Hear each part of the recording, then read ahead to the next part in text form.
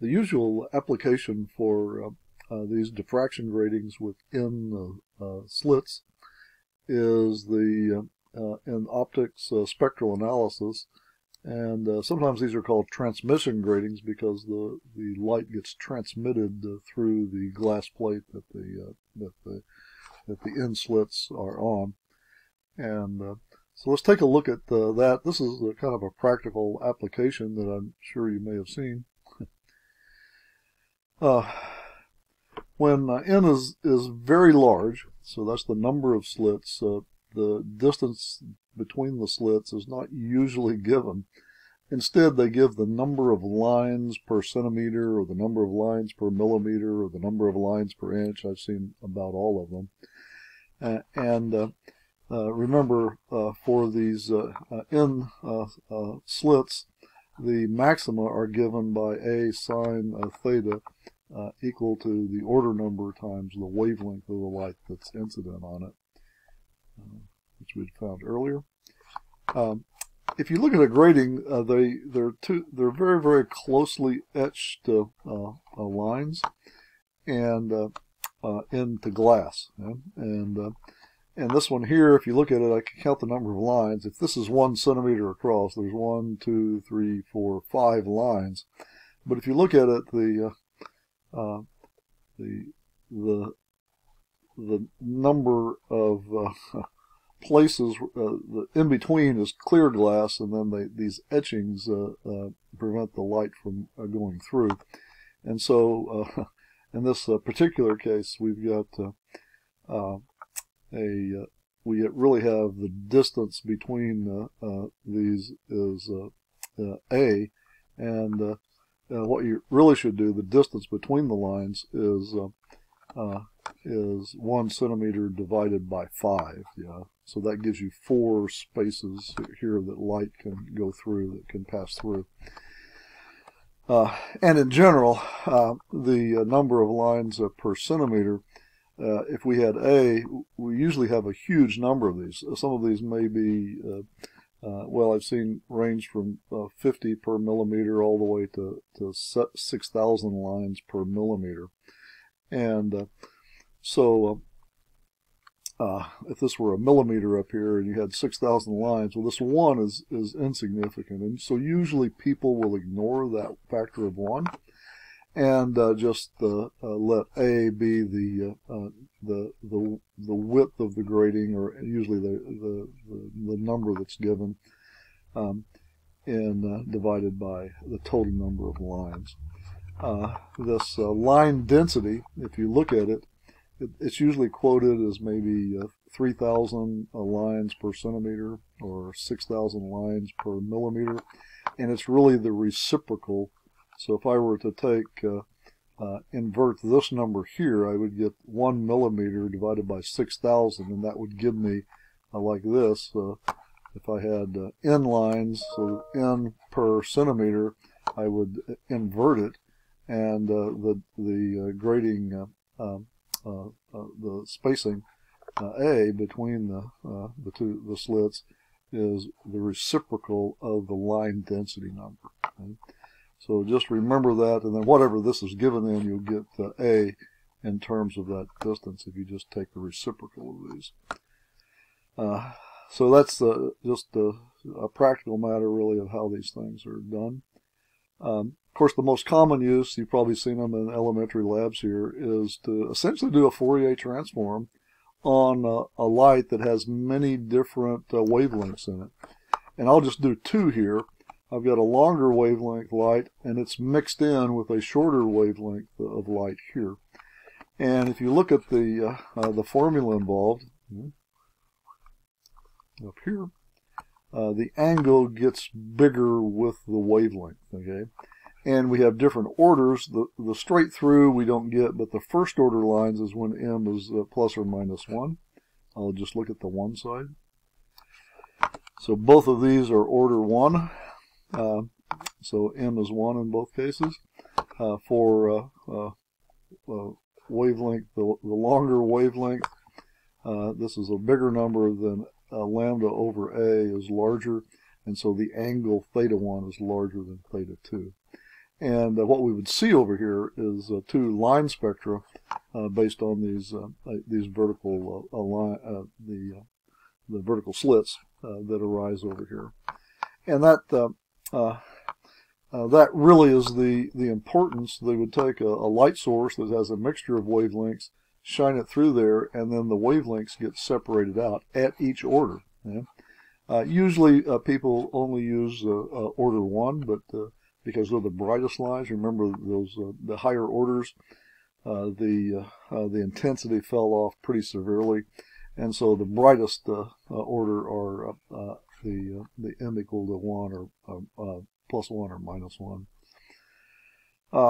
And the question is, well, sometimes lines are so close together, theta 1 and theta 2 are so close together that it's hard to tell if this is just a very broad line over here, or if we really have two different wavelengths. And so that's an important criteria for a given grating. The important thing, and essentially what the spectrometer does, is it does a Fourier transform on all of the waves that are coming in there and separates them out into their respective pure wavelength slash color frequency waves. So the question is, here's our central one.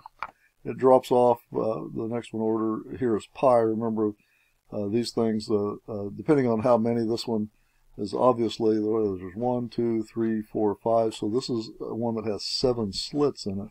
But usually the number of slits may be in the thousands.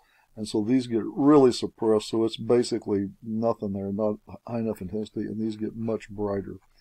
Also, I didn't show it here, but they're superimposed on that.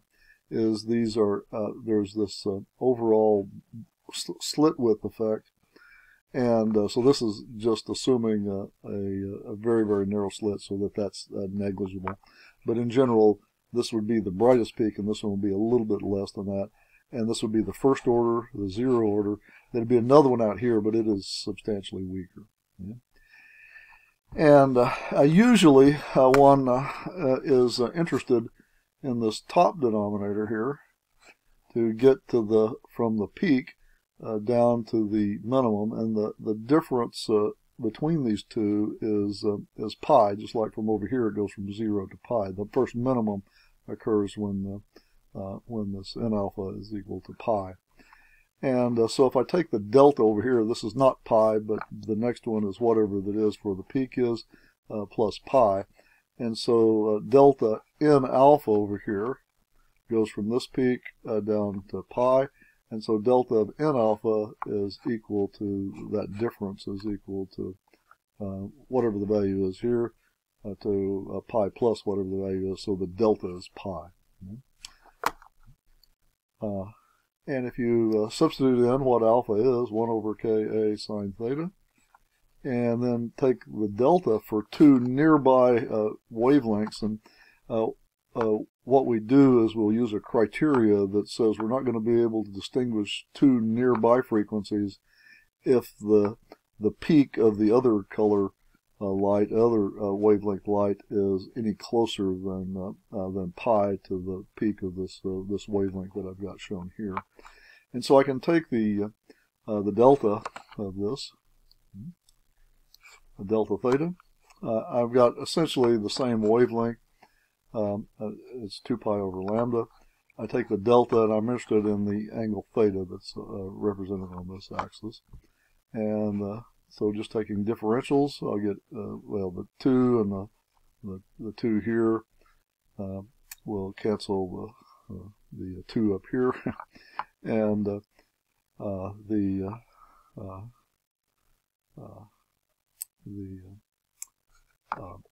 A is still there, but the 2's will cancel, and then the pi's will cancel on either side.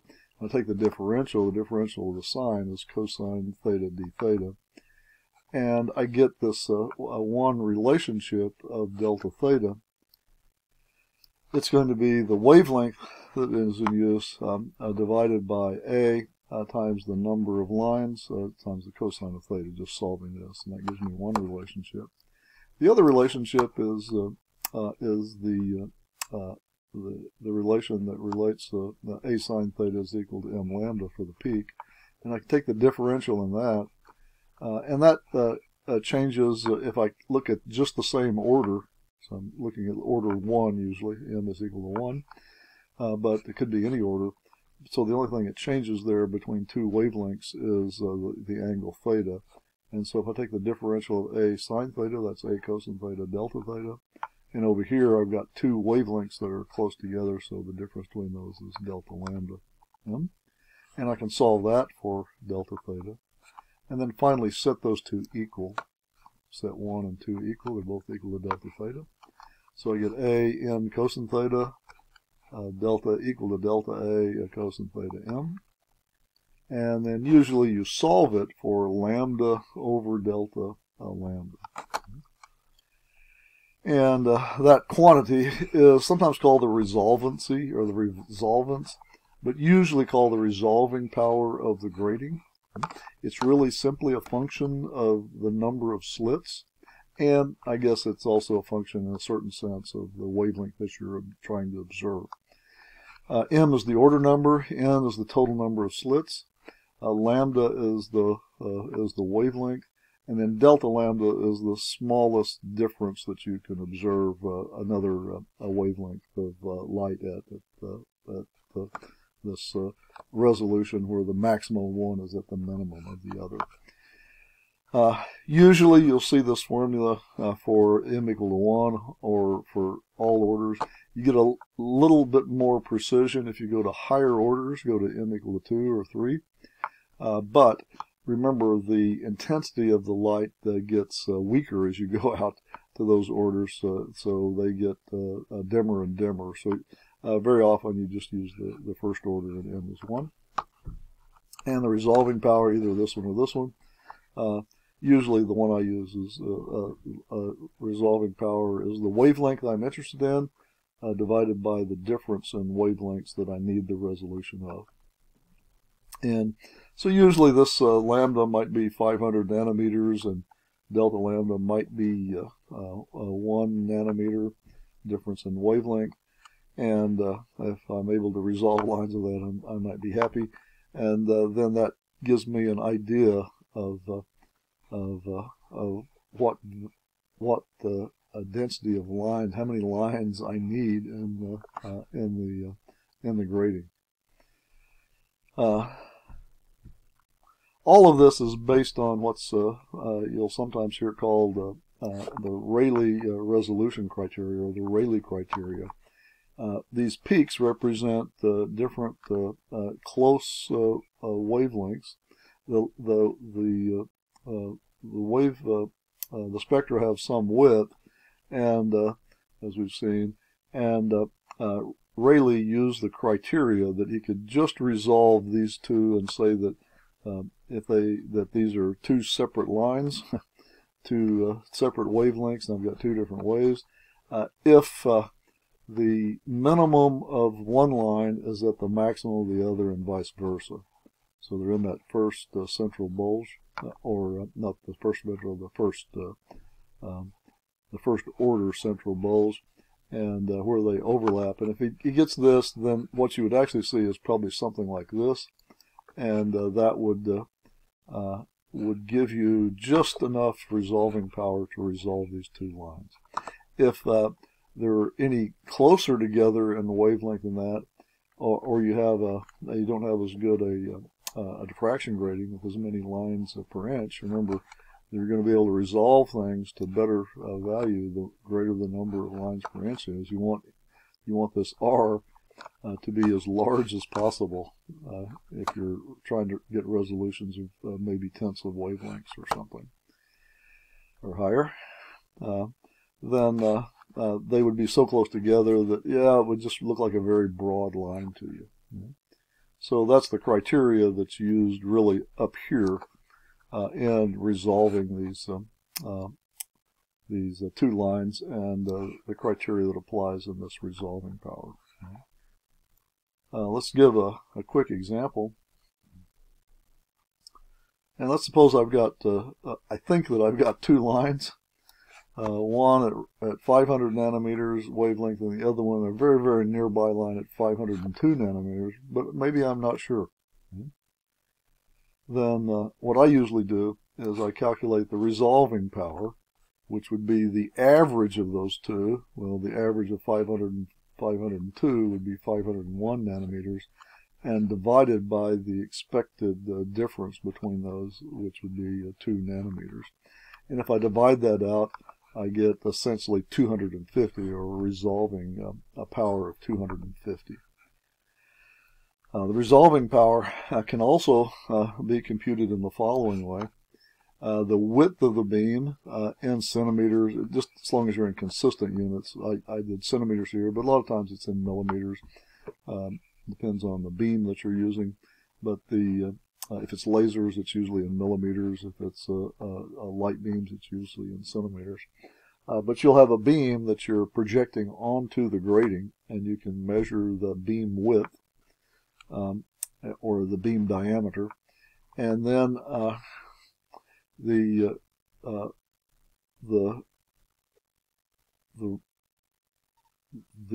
beam width times the number of lines per centimeter of the grating gives you another estimate of the resolving power of the grating. And if I want it to be 250, and I know my beam width, maybe I'm using a laser, is 1 millimeter, then I can solve that for the number of lines per millimeter. Here I left it in centimeters.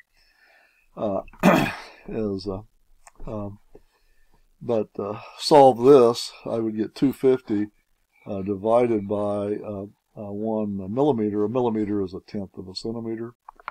And when you divide this into here, you then find that